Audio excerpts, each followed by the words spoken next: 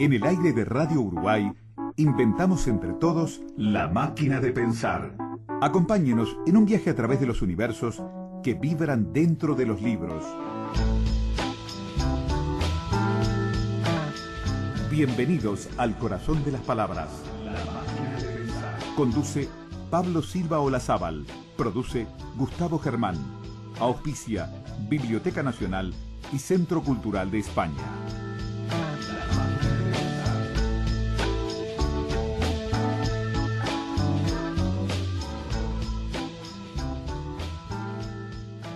A mí se me ocurrió, y sé muy bien que era una cosa difícil, realmente muy difícil, intentar escribir un libro en donde el lector, en vez de leer la novela así consecutivamente, tuviera en primer lugar diferentes opciones. El libro es una tentativa para ir hasta el fondo de un largo camino de negación de la realidad cotidiana y de admisión de otras posibles realidades, de otras posibles aperturas. Yo pensé, cuando terminé Rayuela, que había escrito un libro de un hombre de mi edad, para lectores de mi edad. La gran maravilla fue que ese libro, cuando se publicó en la Argentina y se conoció en toda América Latina, encontró sus lectores en los jóvenes, en quienes yo no había pensado directamente jamás al escribir ese libro. Entonces, la gran maravilla para un escritor es haber escrito un libro pensando que hacía una cosa que correspondía a su edad, a su tiempo, a su clima, y de golpe descubrir que en realidad planteó problemas que son los problemas de la generación siguiente. Me parece una recompensa maravillosa y sigue siendo para mí la justificación del libro.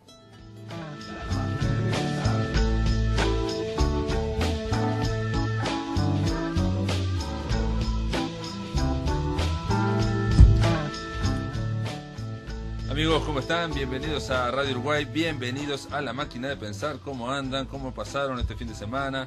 ¿Cómo pasaron el vicecampeonato de Uruguay ahí frente a Francia?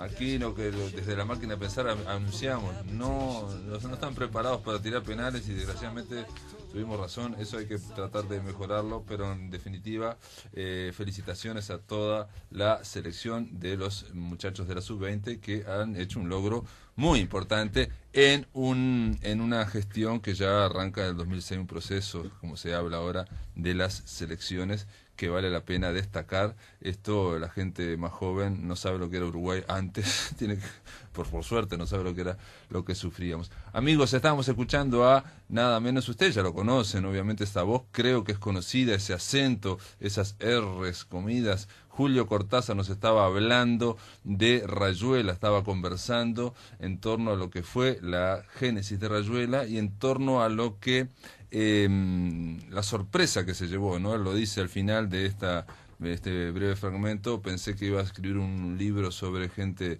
de mi edad, para gente de mi edad, sobre problemas de mi edad, y el susto o la sorpresa o el efecto fue que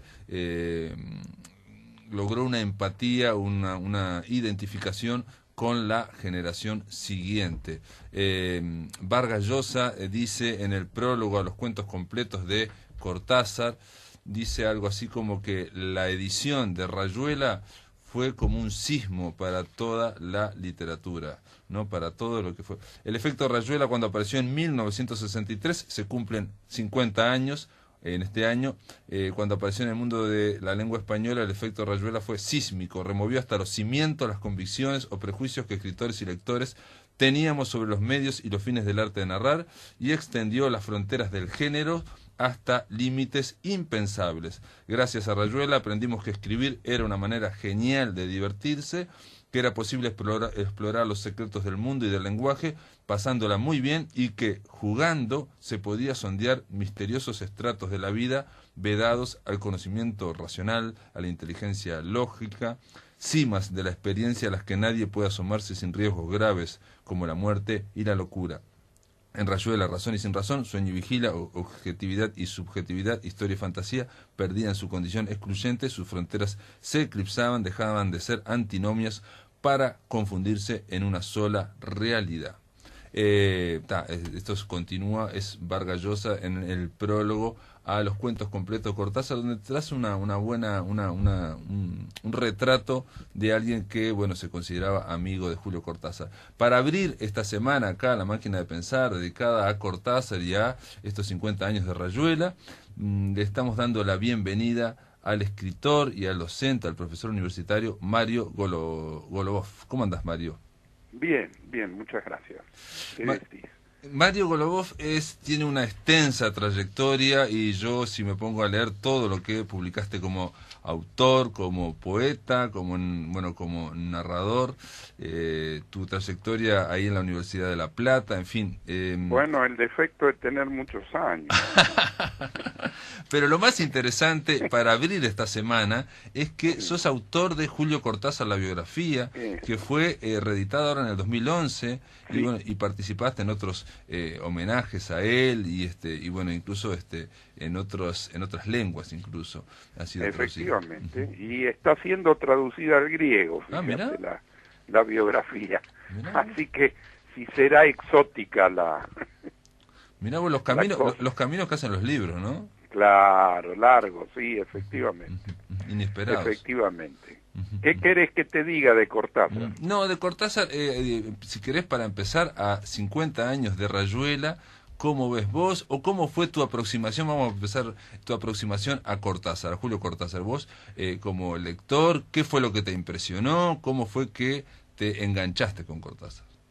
Bueno, me enganché con una novela anterior a Rayuela, con Los Premios, que me gustó bastante. Y casi te diría en su época más que Rayuela. Cuando apareció Rayuela pensé que pensé mal, pero pensé que era una cosa diferente. Bueno, era diferente, sí, pero no en el sentido en que lo pensaba yo. En Los Premios la veo ahora como una novela tradicional, bien armada, donde, en fin, relumbraba el lenguaje y el lenguaje utilizado en la novela, el lenguaje con el que trabajaba Cortázar muy hábilmente.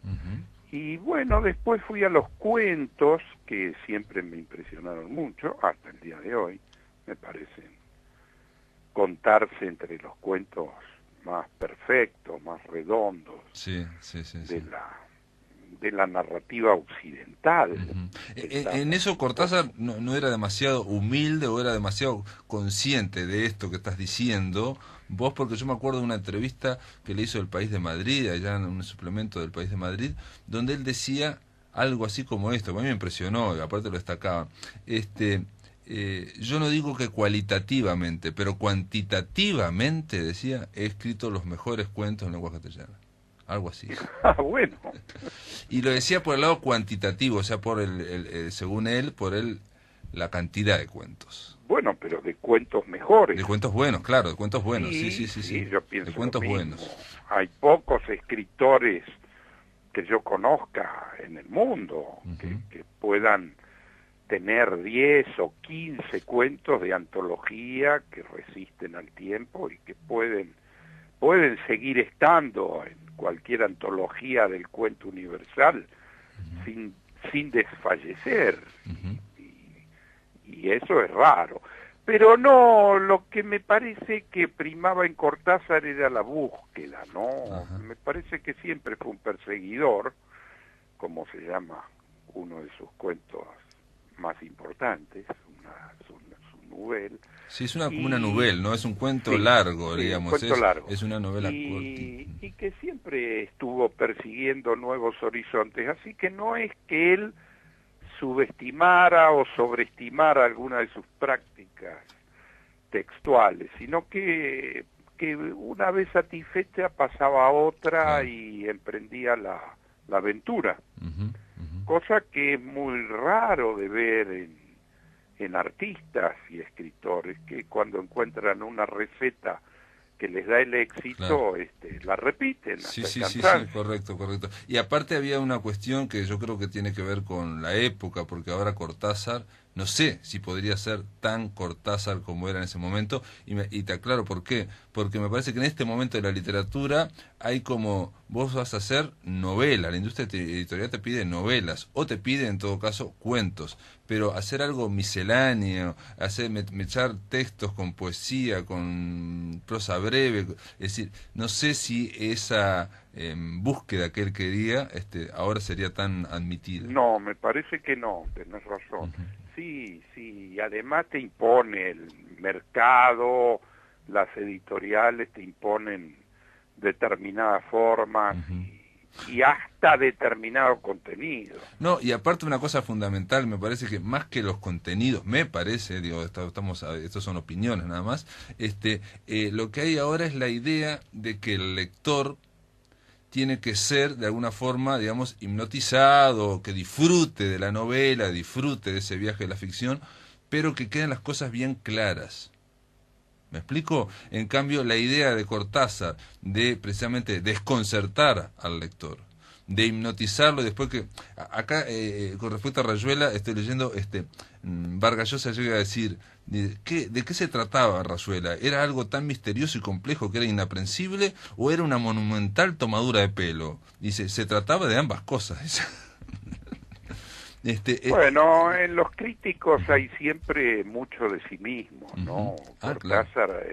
Vargas Llosa habla de Cortázar desde Vargas Llosa. Desde su prosa, estoy de acuerdo, su novela. Como él concibe la literatura y como él concibe la práctica literaria, claro, que no es para mí la de Cortázar. Claro, estoy de acuerdo. Viéndolos a los dos de afuera, pienso que cada uno estaba en cosas absolutamente diferentes. Claro. Entre otras esta, de que termine una novela y que se sepa más o menos qué pasó y una cosa más o menos clara, y en el caso de Cortázar había una idea, una tentación, de un intento de ese, ¿no? De tratar de desconcertar también, ¿no? Sí, puede ser, sí. ¿Qué otra cosa? Y con respecto a esta experimentación, la idea de que se decía de que Rayuela era experimental, ¿a vos qué te parece? No, me parece que no era experimental. ¿No? Los experimentos ya los había hecho Cortázar. Mirá.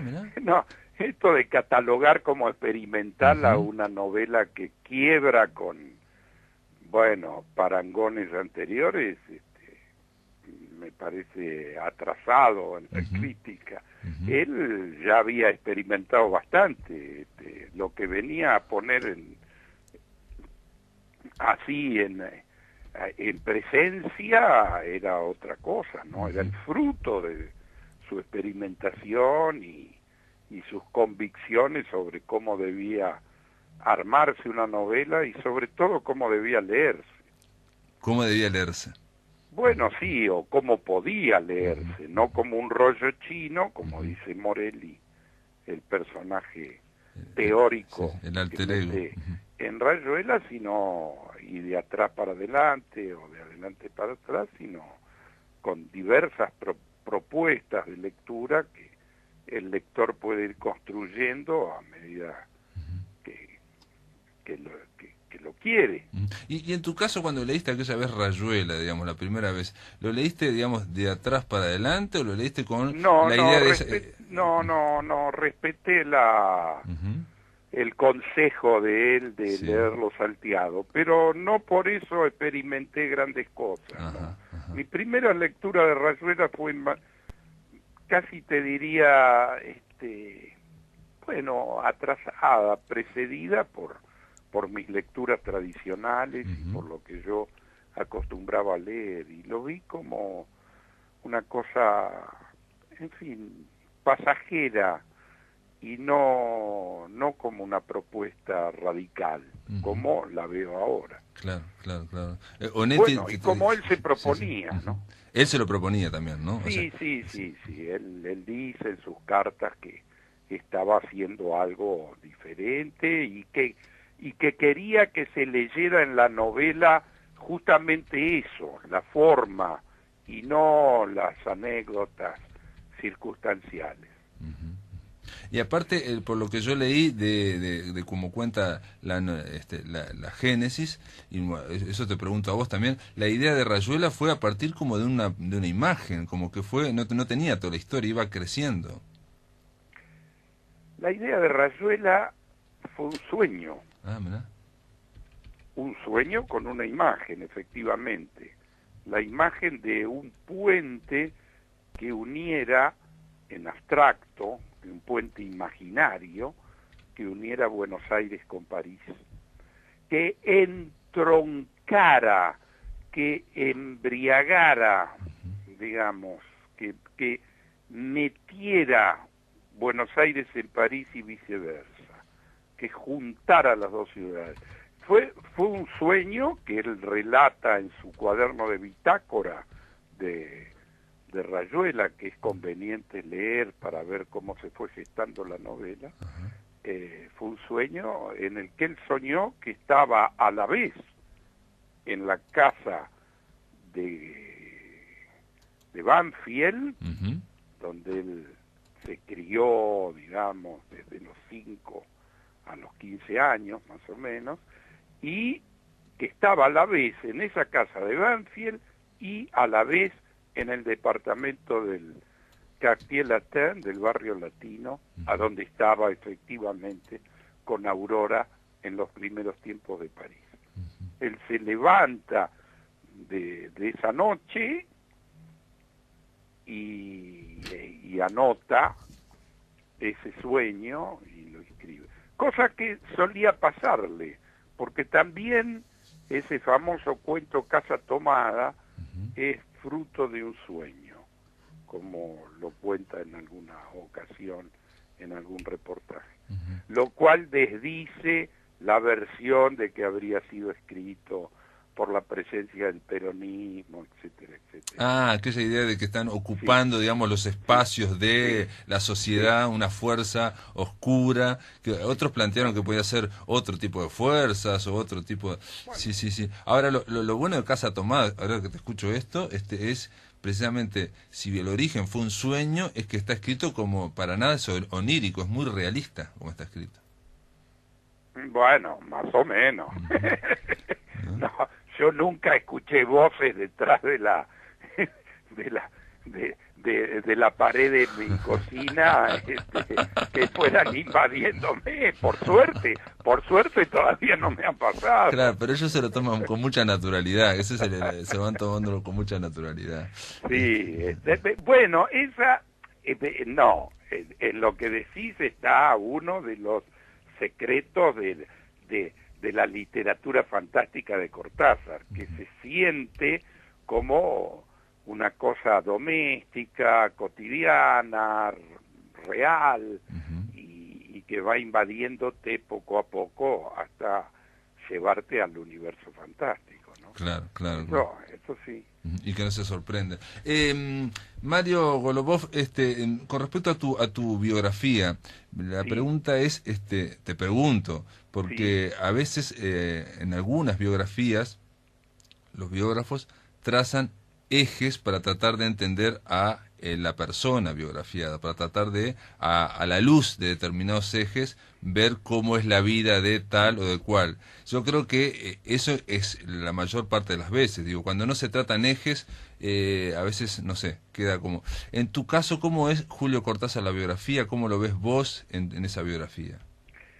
Mira, yo lo que me propuse en esta biografía, que es la primera y última que escribí y que creo que escribiré, fue trazar sobre todo una biografía con el eje, ya que usas esa palabra, el eje de la biografía fue la de un hombre de letras. Frente a la personalidad diversa de Cortázar, tan multifacética, adorador del box y del jazz, y trotamundos, y de la revolución, y del socialismo, y viajero, etcétera, etcétera, yo lo pensé fundamentalmente como escritor y como apasionado por la literatura desde que empezó a leer a los 4 o 5 años, o desde que la mamá le leía Julio Verne, hasta que se murió escribiendo poemas para un librito que iban a publicar con el pintor Tomaselo, y que apareció póstumamente y que se llama Negro el 10. O sea, como un hombre de letras, como un tipo signado toda su vida por la literatura y por la creación literaria. Ese fue el eje. Y otros parámetros por los cuales me guié, bueno, yo no era un adorador de Cortázar, y se lo dije a la editorial cuando contratamos la biografía, yo no voy a ser un panegírico, yo no voy a ser tampoco idolatro toda su obra, me parece que tiene desniveles, y también su personalidad me parecía en aquel momento que tenía ciertos desniveles. Nuestra generación se había peleado bastante con Cortázar. Los que teníamos 20 o 30 años menos que él y lo veíamos hablando del socialismo en París, le decíamos en aquella época, creo yo equivocadamente hoy, que se viniera a América Latina a declamar su socialismo y a pelear por las ideas que decía sostener en la París del 68. Así que desde esos enfoques yo orienté mi biografía, eludiendo las cuestiones íntimas, muy íntimas, de las que la gente sabe poco y habla mucho, y centrando fundamentalmente en su obra. Si la has leído, la biografía, verás que en general yo conformo sus datos biográficos alrededor de los cuentos que escribe. No la leí, pero me hace acordar aquella que hizo Rodríguez Monegal sobre Borges, que se le llamó una biografía literaria. Claro, bueno, claro, hizo muy bien. Claro, porque si hubo un animal literario en el siglo XX fue... aparte de Kafka, fue Borges. Fue Borges. ¿Desde dónde vas a orientar? Bueno, pero para la misma época en la que yo estaba pergeñando mi biografía de Cortázar, aparecían supuestas biografías o restos biográficos de Borges, hablando de su sexualidad, de su intimidad, novias o supuestas novias que había tenido, etcétera. Eso también me llevó justamente... Mario, si me esperas un poco, te voy a preguntar después de la pausa, un minutito, simplemente porque me interesa particularmente esta parte que vos estás planteando de Cortázar como un hombre literario, porque todos vemos que Borges también era un hombre literario, y sin embargo había grandes diferencias de dos argentinos que de alguna forma vivían dentro de las letras. Pero esto después de la pausa. Estamos conversando, amigos, con Mario Golubov, autor de Julio Cortázar, la biografía. En el aire de Radio Uruguay, La Máquina de Pensar.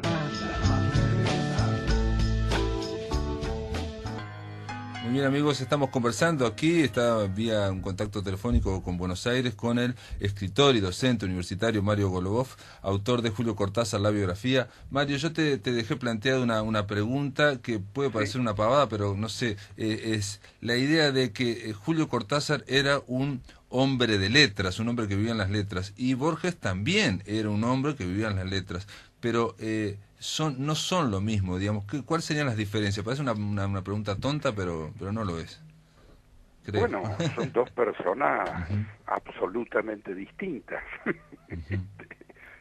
a pesar de ser dos grandes escritores y bueno, y argentinos y con una gran práctica, claro, erudición, de tener alguna ¿no? coincidencia, de haber vivido más o menos en el mismo tiempo y no llevarse muchos años de 15 años se pero llevaban, sí. No, yo creo que Borges era un hombre que vivía fuera de la realidad, digamos, para él la realidad no existía, el mundo no existía, no tenía ninguna conciencia de su existencia en medio de la gente o en medio del mundo como lo entendemos nosotros. En cambio Cortázar sí tenía mucho sentido de la realidad y le interesaba mucho todo lo que pasaba a su alrededor desde muy jovencito, Por eso la gente que dice que él pasó, como Vargas Llosa, por ejemplo, que pasó de la literatura fantástica a la literatura comprometida, me parece que se equivoca. ¿Ah, sí? Siempre su literatura, aún siendo fantástica, en su casi totalidad, estuvo comprometida con el entorno y estuvo muy atenta al entorno y a las referencias del contexto. Digamos, su atención fue en los primeros años bajo otro signo, que fue el del antiperonismo, pero eso no cambia la esencia de su atención. No, y aparte me da la impresión que Borges era como que tenía una tendencia a lo clásico, a lo que está por fuera del tiempo que permanece, y en Cortázar había como una gran furia por ser moderno, ¿no? Por estar en lo que decís vos, en lo que era la práctica habitual, digamos, ¿no? Del arte. Bueno, sí, para Borges no sabemos si somos palabras o letras de un libro mágico, y ese libro mágico es el mundo. O sea, no sabemos si existimos, qué existencia tenemos, si no somos el sueño de otro, etcétera, etcétera. Todo lo que está en la literatura borgiana. No, en ese sentido, Cortázar era un materialista desde su concepción del mundo, y que haya llegado al marxismo no es nada extraño, y al socialismo no es extraño, porque esas fueron siempre sus preocupaciones desde chico. Y si uno ve el libro de cuentos Bestiario, el primero, con sus primeros cuentos, bueno, no exactamente los primeros, pero los primeros que él selecciona para ser publicados en un libro, en el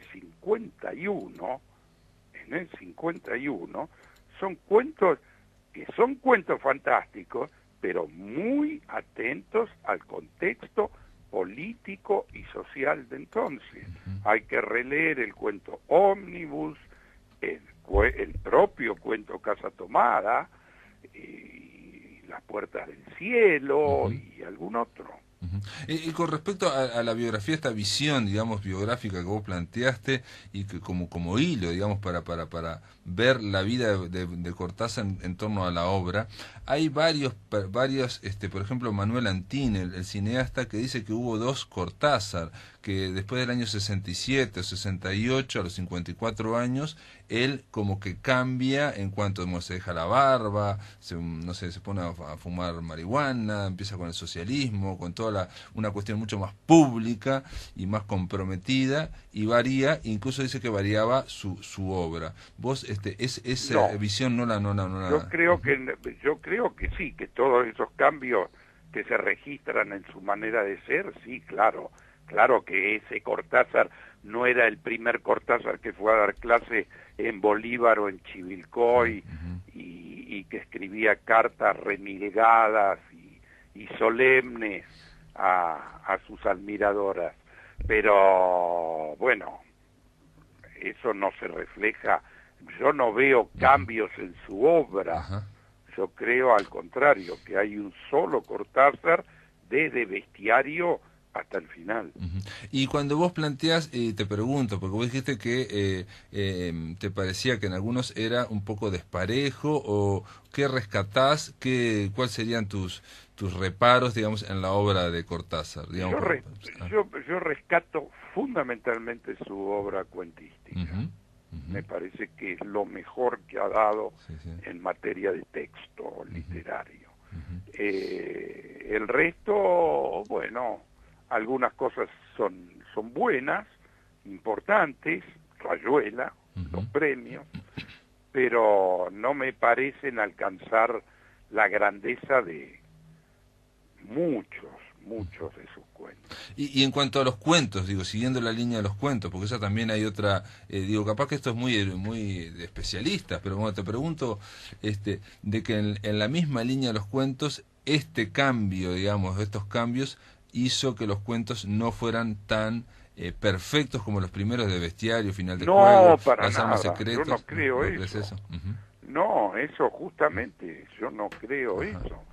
Sí, hay que leer el último libro de él, de Soras, publicado en 1983, un año antes de morirse. O sea, el último libro, a donde hay cuentos fantásticos, fantásticos en el sentido de buenos, quiero decir. Sí. Bárbaro. Satarza, el propio Diario para un cuento, que es el último libro donde él revisa un poco un cuento anterior muy antiperonista, que son, no, para nada. Yo veo en toda su obra cuentística una unidad muy grande, no. Por eso sí, yo vengo diciendo desde hace años que esa teoría de los dos Cortázar es una teoría de los anticubanos. Ah, bueno, también puede ser eso, digamos, porque no, pero hay un detalle también. Que le achacan a la revolución cubana el haber transformado a Cortázar en un escritor de barricada y de protesta o de congresos y de haber dejado de ser el gran escritor de cuentos fantásticos que nos había dado sus primeras obras. Correcto. Hay un detalle que previo también al año 68, a mayo del 68 que lo planteaba él, y es que en el 67, te pregunto como biógrafo, ¿no? La separación con Aurora Bernardes, y eso también puede haber significado algo muy importante para él. Bueno, sí, en su persona, digamos, desde el punto de vista personal, pero no en su obra. Yo creo que en su obra eso no intervino para nada, digamos, en su concepción de la literatura. Hay que verlo, inclusive las cosas que él escribía sobre la literatura. Hay mucho escrito por Cortázar sobre literatura fantástica, sobre literatura, sobre otros escritores. Yo creo que eso... Sí, vos planteás que no hay un cambio así, por lo menos, tan tajante, ni mucho menos que un primer Cortázar y un segundo Cortázar, eso no lo ves. No, de ningún modo. Correcto. Inclusive hubo polémicas. Él polemizó con los cubanos por este asunto, con gente que estaba en Cuba, como Oscar Collazos, y que le decía que él, en fin, se fugaba de la realidad con su cuentística fantástica, y le dio lecciones de literatura que hay que leer las polémicas. Era un gran polemista Cortázar. Tuvo otra polémica muy importante y que fue muy hasta ahora se está escribiendo con el peruano José María Arguedas, en torno al cosmopolitismo o en torno al localismo. Esa fue la más brava. Esa fue la más brava, sí, para mí. Porque, bueno, se enfrentó a un escritor que también tiene lo suyo, ¿no? Que es Arguedas. Bueno, pero hablaban no exactamente de literatura. De lo mismo, que nos estaban hablando de otra cosa. Claro. Sí, estoy de acuerdo, porque... por eso Cortázar comprendió también a Lezama Lima y comprendió también a gente que no estaba en el canon del realismo socialista. El pensamiento de Cortázar sobre la literatura es algo que todavía hay que rever porque es muy rico y muy complejo. Así que y en tu biografía hay una cuestión, como digo, te pregunto, en torno a Cortázar y en torno, me parece algo fundamental, en torno a la Argentina, ¿no? Esa relación que tiene él, que tiene que ver un poco con esto que estamos hablando ahora de Arguedas, ¿no? O sea, el tema de la necesidad de irse y la necesidad de volver, de la distancia, es una especie como de amor-odio, y que incluso tiene que ver con el año 82, que quiso venir, ¿no? 83, perdón, con Alfonsín, y hubo... Ahí ahora no me acuerdo, pero sé que no fue recibido por el presidente y una idas y venidas. No es que quiso venir, él estaba acá. él vino aquí, creo yo que para despedirse. Para despedirse. Porque seguramente se sentiría morir y murió a los 2 meses.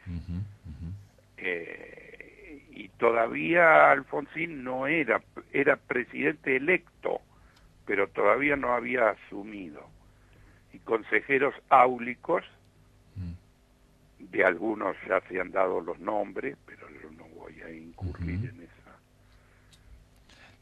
malevolencia. Le dijeron que no convenía sacarse una foto al lado de Cortázar. Efectivamente, era muy rojo y, sí. y que lo dejara Alfonsín para otra ocasión. Y bueno, lo dejó para otra ocasión que no llegó nunca, como suele ocurrir. Claro. Si son esas cosas que se deciden en un día y bueno... Sí, después Alfonsín dio justificativos, que se le había traspapelado y qué sé yo, en fin. Pero la verdad de la milanesa es esa. Sí, y te pregunto, porque una cosa es que el presidente no quiera recibirlo, el presidente democrático, el que iba a ser en ese momento, porque estaba la idea de... Ya había sido electo. Claro, ya había sido electo. Y todavía hay que decir en favor de Alfonsín, que todavía no sabía si le iban a transmitir el mando o no. Sí. Eran días bastante duros aquellos. Así que... Bueno, pero él estaba recibiendo a gente de la cultura. Esa es mi pregunta, digamos, desde el punto de vista de la cultura. Una cosa es el presidente democrático, otra cosa es... Se veía con Sábato y con Borges y con toda la gente del canon literario. Y bueno, oficialmente, Cortázar no fue reconocido por, diría, el Estado argentino hasta el año 2003. Claro. Es recién ahora cuando empieza a reivindicarse oficialmente la figura de Cortázar. Yo visité la embajada argentina en París en época de Menem y había un salón en el que había un montón de fotos de escritores argentinos, mucho menores que Borges y Cortázar inclusive, y no estaba la foto de Julio Cortázar. Claro. Así que recién ahora, hay que decirlo, porque la verdad, desde el 2003 se empezó a hablar de Cortázar favorablemente desde el Estado. Desde el Estado. ¿Sí? Y una última pregunta, Mario. Vos mencionaste al pasar que Cortázar vino de su último año y que se encontró con Borges y con Sábato. ¿Hay registros? ¿Se sabe que hablaron? ¿Cuál era la relación entre Borges y Cortázar? No, perdón. Si se entendió eso, lamento, cometí un error. No, yo te entendí. Lo junté a una frase. Quien se encontró con Sábato fue Alfonsín. O sea, Cortázar vino, pero no se encontró ni con Borges ni con Sábato. Con Borges tuvo la oportunidad que él desechó de encontrarse en París en época de la dictadura, y le mandó una carta con Núñez Carvelis diciéndole que lo estimaba mucho, como él sabía, pero que también sabía que en estos momentos de la Argentina le resultaba muy problemático y, en fin, molesto encontrarse con él. Así que no se vieron. No. Y con Sábato nunca se llevó bien, Cortázar. Nunca, y viceversa. Sábato tampoco se llevó bien con Cortázar. No, Borges lo que decía siempre es que él había publicado que no era el primer cuento, que es Casa Tomada. Efectivamente, claro, que no era el primer cuento, pero es uno de los primeros cuentos que aparece publicado en Anales de Buenos Aires, en el 46, con 2 dibujos de la hermana de Borges, Nora Borges, que era pintora y dibujante, y con 2 ilustraciones. Sí, le había dejado el cuento en la revista Anales de Buenos Aires, y Borges lo leyó y le pareció muy bueno y muy publicable, y se lo publicó.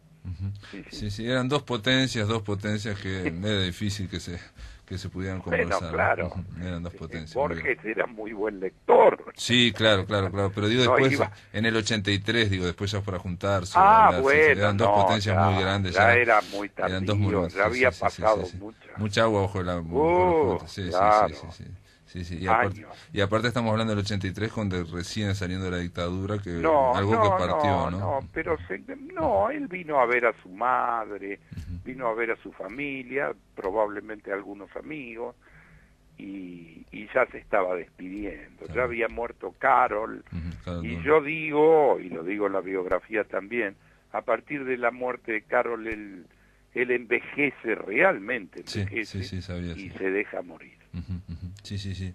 Ese pacto que parecía de Dorian Gray, en el cual parecía un eterno joven, se funde en un año y medio, se le vino todos los años. Sí. Bueno, hay fotos de él, tiene 60 años y parece un pibe de... Sí, parece... 30. Y con 54 parece de 30, 35, 40. Sí, efectivamente. Muy bien, Mario Golubov, autor de Julio Cortázar, la biografía, reeditada en el 2011, o sea que debe estar circulando acá por Montevideo, espero, a ver si lo puedo leer. Espero, yo también. Y te mando un gran abrazo y te doy Igualmente, las gracias, Pablo, muchísimas gracias por ayudarnos a inaugurar esta semana. Ha sido Cortázar. Un gusto para mí. Un abrazo. Quiero leerles para terminar, amigos, acá en La Máquina de Pensar, porque me parece que es interesante compartir que dice Mario Vargas Llosa en este prólogo con respecto a Rayuela y la forma en que este libro cambió la literatura. Dice: junto con la noción de juego, la de la libertad es imprescindible cuando se habla de Rayuela y de todas las ficciones de Cortázar. Libertad para violentar las normas establecidas de la escritura y la estructura narrativas, para reemplazar el orden convencional del relato por un orden soterrado que tiene el semblante del desorden, para revolucionar el punto de vista del narrador, el tiempo narrativo, la psicología de los personajes, la organización espacial de la historia y su hilación. La tremenda inseguridad que a lo largo de la novela va apoderándose de Horacio Oliveira, que es el protagonista, frente al mundo y confinándolo más y más en un refugio mental, es la sensación que acompaña al lector de Rayuela, a medida que se adentra en ese laberinto y se deja ir extraviando por el maquiavélico narrador en los vericuetos y ramificaciones de la anécdota.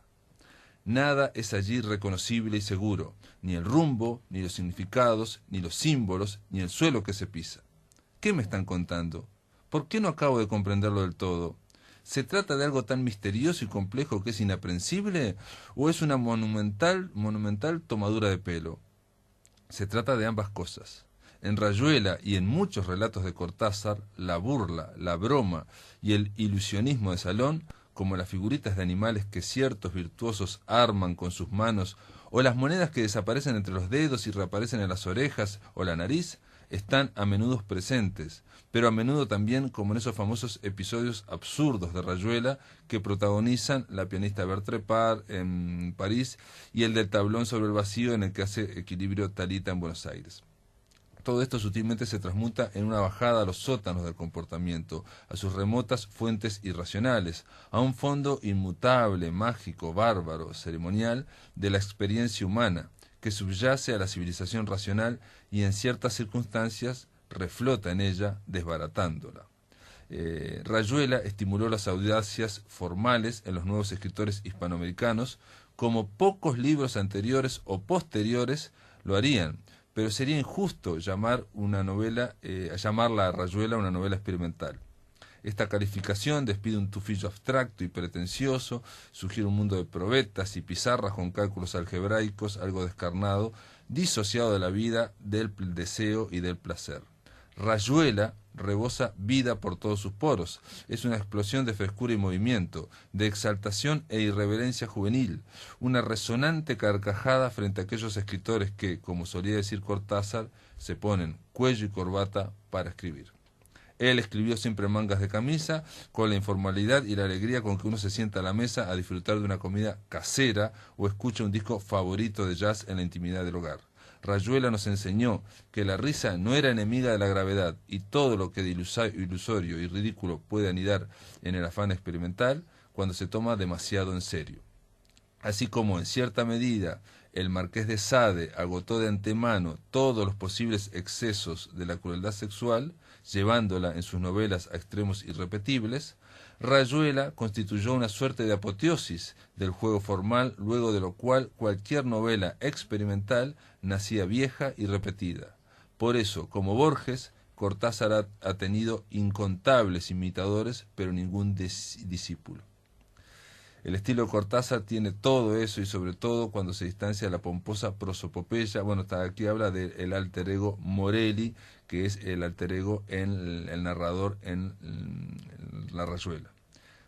Más adelante dice Vargas Llosa: los cuentos de Cortázar no son menos ambiciosos ni iconoclastas que sus textos narrativos de largo aliento, pero lo que hay en ellos de original y de ruptura suele estar más metabolizado en las historias, y rara vez se exhibe con el virtuosismo impúdico con que lo hace Rayuela, 62 Modelo para Armar o El libro de Manuel, donde el lector tiene a veces la sensación de ser sometido a ciertas pruebas de eficiencia intelectual.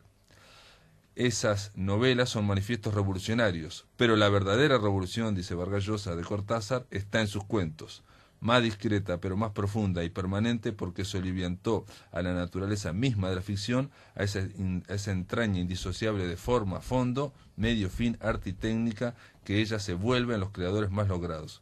En sus cuentos, Cortázar no experimentó, Cortázar encontró, descubrió, creó algo imperecedero. Amigos, se termina La Máquina de Pensar, espero que hayan disfrutado del programa de hoy. Mañana vamos a seguir hablando de Cortázar. Todos los libros, el libro, dijimos, para esta semana. Nos va a visitar el escritor Felipe Poleri, que va a hablar de su amor por los cuentos de Julio Cortázar. Esto es todo, amigos, hasta mañana.